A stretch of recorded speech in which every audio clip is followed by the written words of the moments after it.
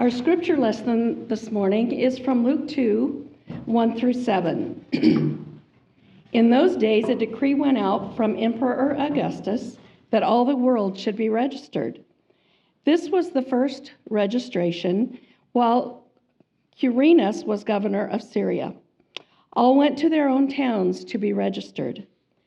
Joseph also went to the town of Nazareth in Galilee to Judea, to the city of David called Bethlehem, because he was descended from the house and family of David. He went to be registered with Mary, to whom he was engaged and was expecting a child.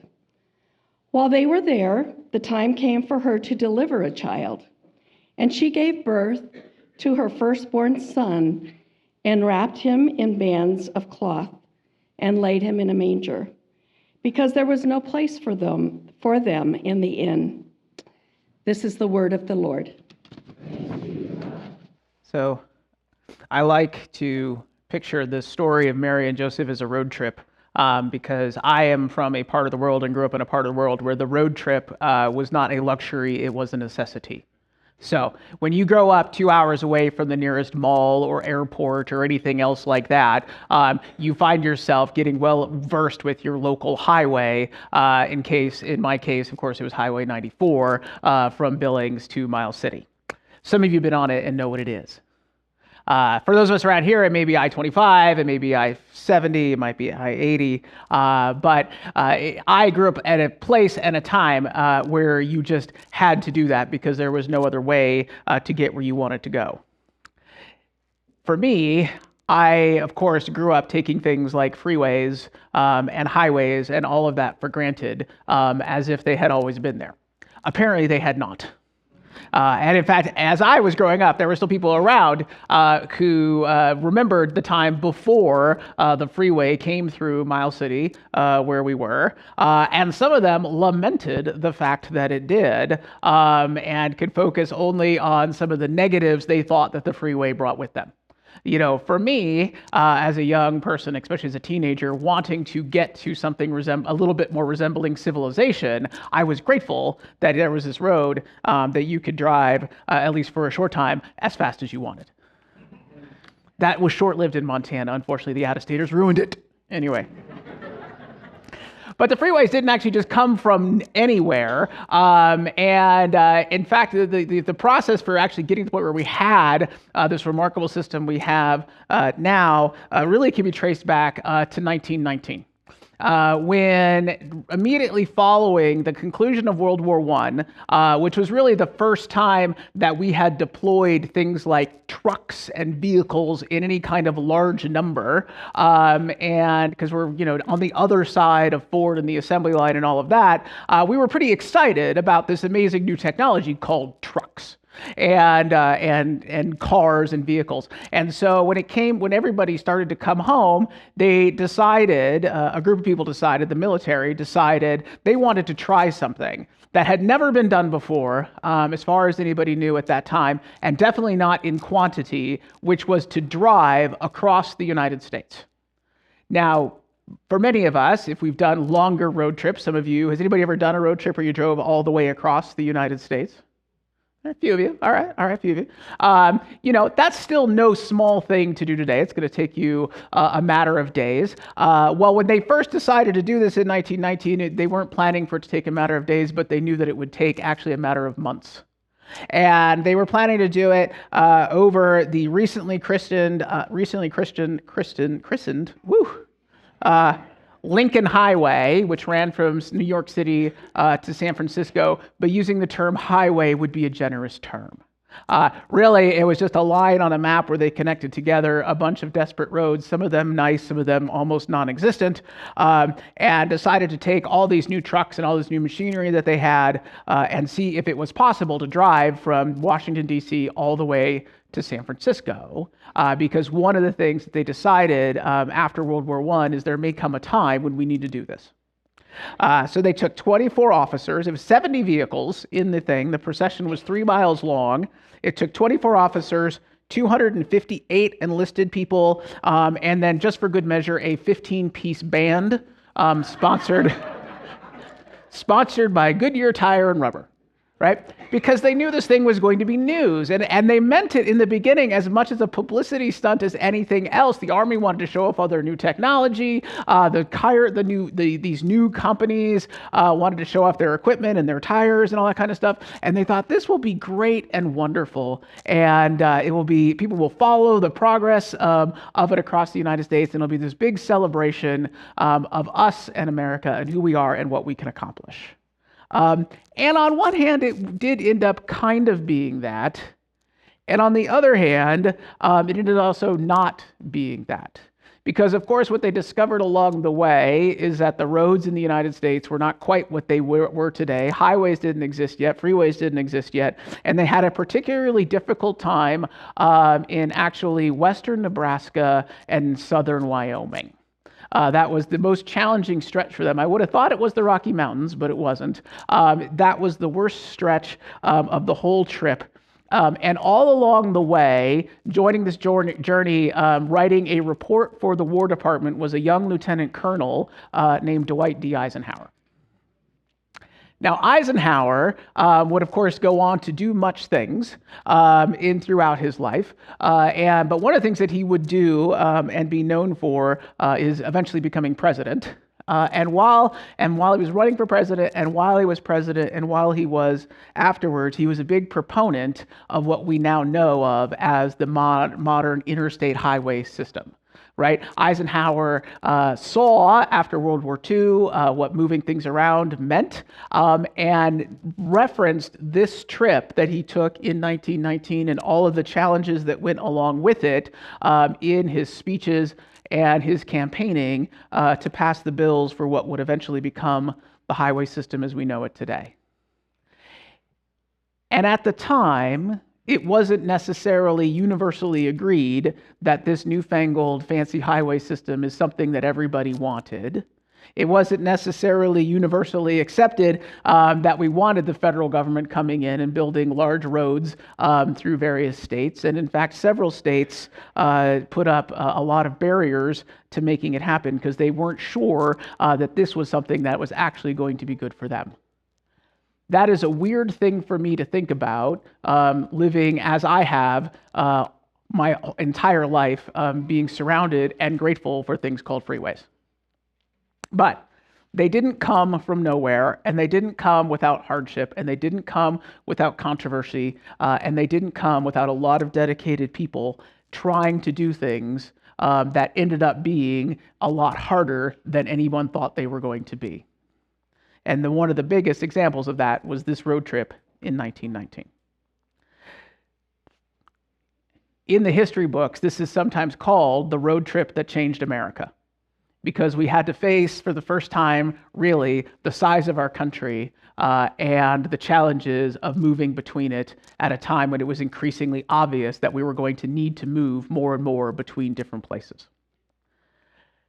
This came to mind for a lot of reasons for this morning, because I think if you think about the journey of Mary and Joseph they take, the road trip that they go on is nothing more than the road trip that changed the world.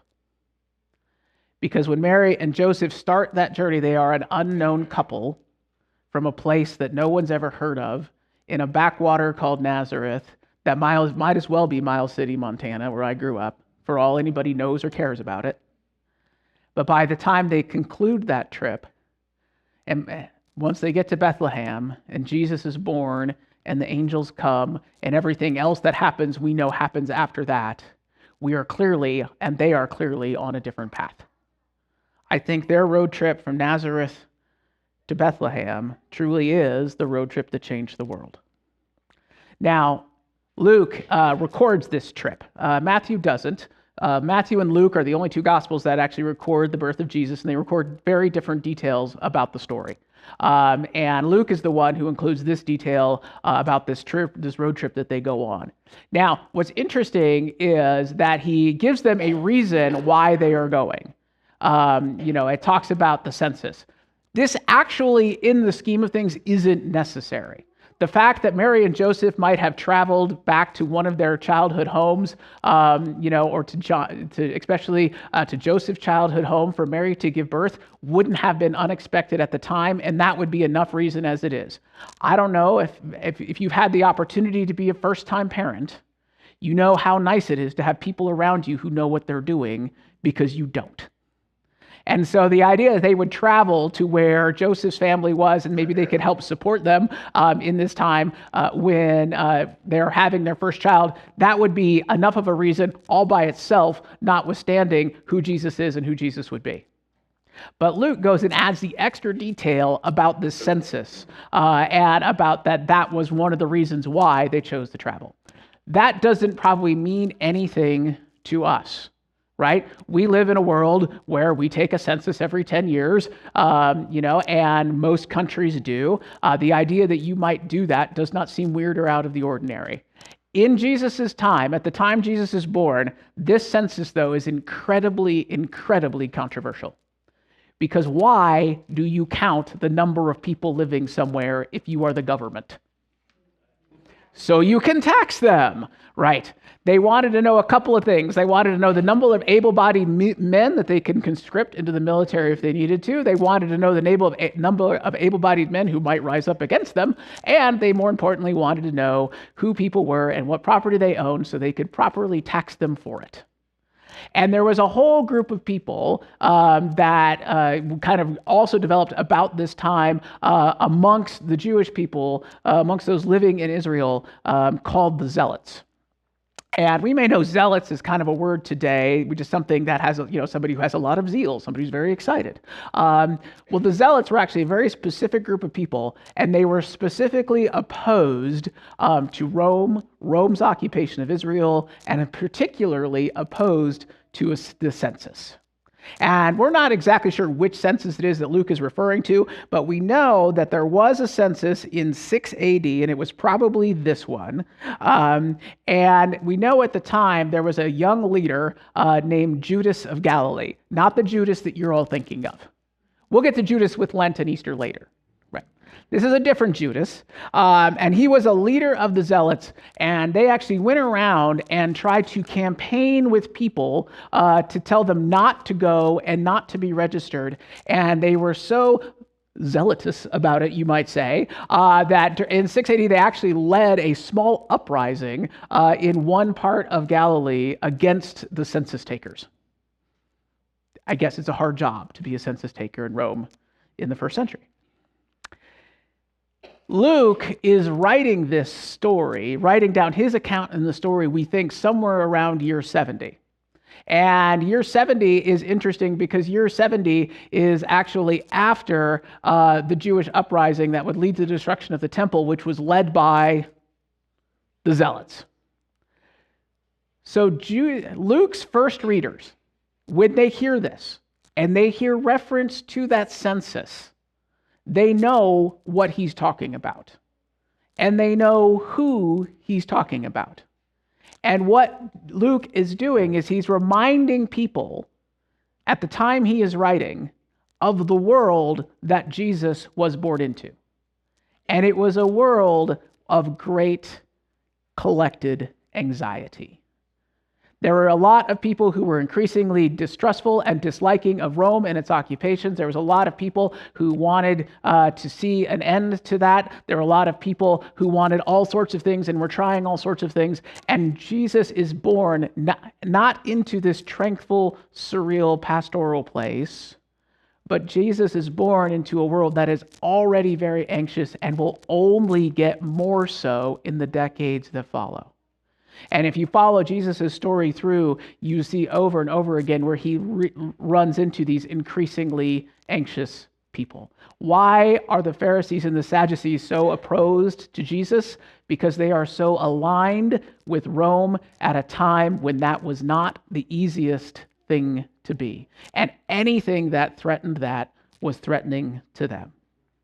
So Luke puts right here at the beginning of the story this little reminder about a census that doesn't mean anything to us because it meant everything to the people of the time. And what it meant to the people of the time was a reminder of how fractured, how anxious, how broken society was or felt in those decades from when Jesus was born through when Luke is writing his story. I actually find a weird sort of comfort in knowing that Jesus was born and did his ministry in such an anxious time. I think we ourselves today live in an anxious time. And my guess is people throughout history would have said the same thing. What we are anxious about, what we are concerned about, what we feel is good or not good, what we worry about, what we not worry about, that seems to shift and change over time. We're not having debates anymore about the value of the interstate highway system, except for how many more lanes they should add to I-25. Many. But there are no doubt things that cause us as a people, as a group, to be anxious. Mary and Joseph are living in their own version of that time. And then, of course, you add on top of that all of the things that go along with not only being first-time parents, which is in and of itself difficult enough, but now they have all these extra expectations that have been placed on them that they did not ask for. And so the question I think we deal with today, as most of us would probably admit, we feel some sort of anxiety either about life in general, about where we're going, or even our own personal anxiety for our friends and our families, those who we know who are facing trials, those we know who are facing surgery or ill health, whatever it is, there is no doubt a wealth of things that we could choose to focus on that would make us anxious in this moment. And I think Mary and Joseph offer us a very interesting and important example of how it is that we can confront the anxiety we all feel. When the angel first comes to Mary and says, hey, you're going to have a baby, you not only going to have a baby, but your baby is going to be God's son, Mary actually doesn't immediately say, okay, sounds great. Sometimes I think we get that picture in our head, right? That she's like, yeah, sure, sounds wonderful. It's like, nope. That's not what she says. The first thing she does is ask questions, as you should when somebody says something crazy. And she asks the question, how can this be? And we can choose how we want to read this, but I like to read this as Mary going, sincerely, wait a minute, what? How is that possible? I think I know how this works, and I don't think we're there. And she doesn't. So first she starts actually by asking questions of the angel. And then when the angel answers her questions and she is satisfied with the answers, she does consent. And I think it's important to recognize that Mary does consent to what happens to her. She does consent to it. But if you read it to the word, I'm going to say probably not initially enthusiastically, right?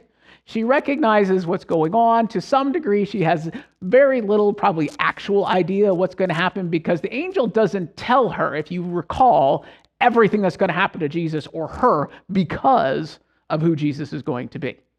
I have a feeling the answer might have been different had he explained everything, but he did not. So Mary is willing to go along with it. She does consent to what happens. And then she begins to take the steps that you would normally take, anyone would take, to be prepared for the coming of a child, including making sure that she is in a place to receive the help and the support that she needs from Joseph and Joseph's family. Again, I think she would have done that, whether there was a census or not. If we read Mary and Joseph's story forward, the next thing that's going to happen, we're going to talk about it in a couple weeks, is the shepherds come. And it says, Mary heard what the shepherds said, even though the shepherds aren't anybody that anybody at the time would have listened to because they were on the lowest rung of society. But Mary does listen to them, and it says she held these things in her heart. She was willing to hear the message and then she recognized the hope and the joy that they were having, and so she chose to hold on to the hope and the joy that she experienced in that moment, even though her life was already hard and was probably only getting harder. And if we follow the story forward, I've often wondered this, Mary and Joseph, how do you raise the Son of God? That's got to be a bit of a high bar, right? What standard do you try to meet? And as it happens, they did the things that they felt they had to do because they were important at the time. So what we read as we move forward in the Joseph and Mary stories is they have the baby Jesus circumcised at the time that he should be circumcised. They have him dedicated at the temple at the time that he is intended to be dedicated at the temple. And they have taken back to the temple over and over again for the festivals so he can be there, he can learn, and eventually get lost one day, which is another story. Mary and Joseph do the things that they can do. They recognize what is important. They recognize what is in their control. They recognize what their responsibilities are, and they make sure that those are done. And that's what they do. I don't think they spent actually a lot of time worrying about those things that are out of their hands. If Jesus is going to be the Son of God, then that's kind of up to God to figure out and work out. Joseph and Mary clearly focus on the things that they knew they were responsible for as parents of the day. And they made sure that Jesus got all of the things that he needed and deserved. That giant road trip that Dwight Eisenhower was on was meant to be a victory lap and a publicity stunt. And it almost wasn't when it got really, really hard. And about halfway through the trip, they figured out the best thing they could do, and the only thing they could do is figure out how to make it another couple of miles. And throughout their entire journey, they averaged a whopping 5 miles per hour. And there were days when they were lucky to make 2 miles of progress.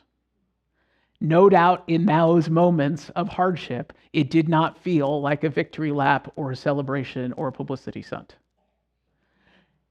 And there were no doubt many times when they could have and should have and probably ought to have just given up. But they didn't. And instead, they focused not on the next week, not on the month, not on the celebration that would happen when they got to San Francisco. They focused on that next mile and what they could do to get there.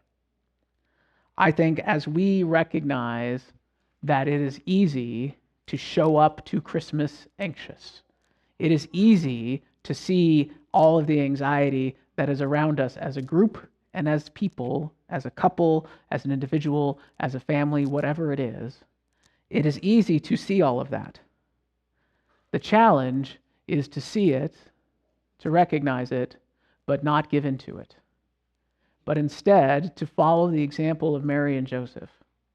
To ask ourselves, of all of this that is going on now, of all of this that's in front of me and all these things I could worry about, what is it that I can actually do something about?